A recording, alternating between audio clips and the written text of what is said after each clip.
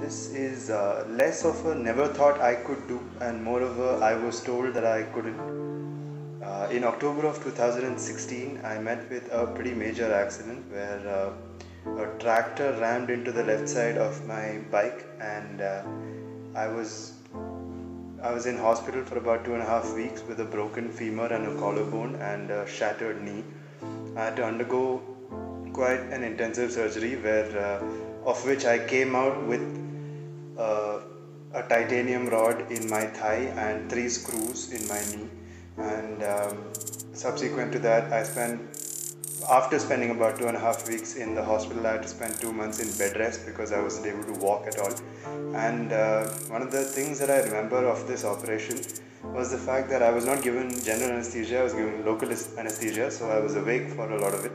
And to keep me occupied during the operation, the surgeon who was in charge was talking me through it.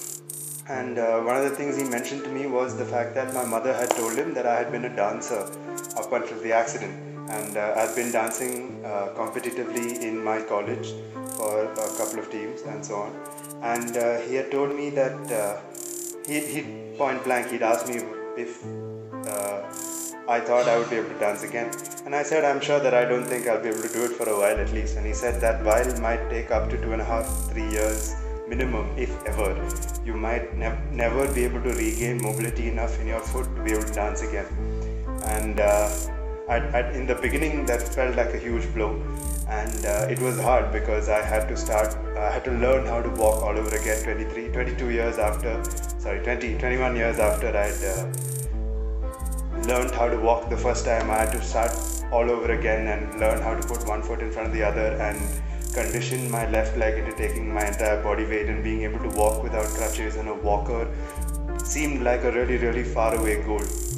But I can proudly say that in October of 2017, exactly 1 year after my accident, I made the decision along with a couple of my other friends, and where they actually asked me, it was a team that I'd already been dancing with for a while, and they asked me whether I was prepared to do it again, whether I was prepared to join them and go ahead with everything with the intensity of going through an entire competition and dancing with them on stage and performing in Christ again.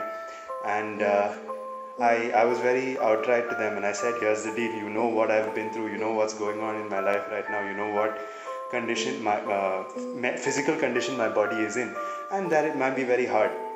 I was fortunate enough to find a choreographer and teammates who were extremely helpful and were extremely accommodative of the fact. And they were, not only were they helpful and accommodative, they were also my immediate support, and they pushed me to do things that I knew I could, but I probably wouldn't without that push.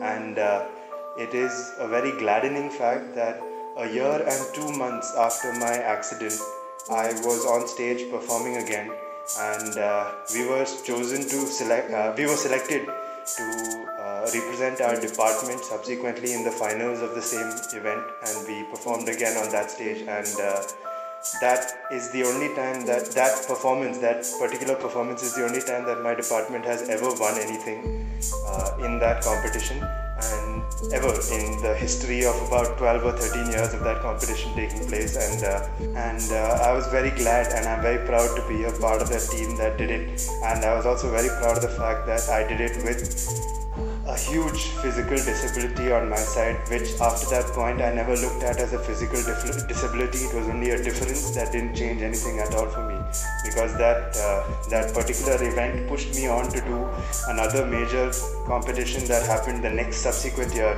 And I pushed myself and I challenged myself, and I did a full split for 16 seconds on stage, which was something for someone of my size and caliber, which was quite unnatural, if you can put it. But then I made it seem natural enough that people quite liked it, and they really commended me on it. And that was an incident that I don't think I would ever forget. And it was an incident that showed me that I have the power to do what I want to do, no matter what anyone else tells me. And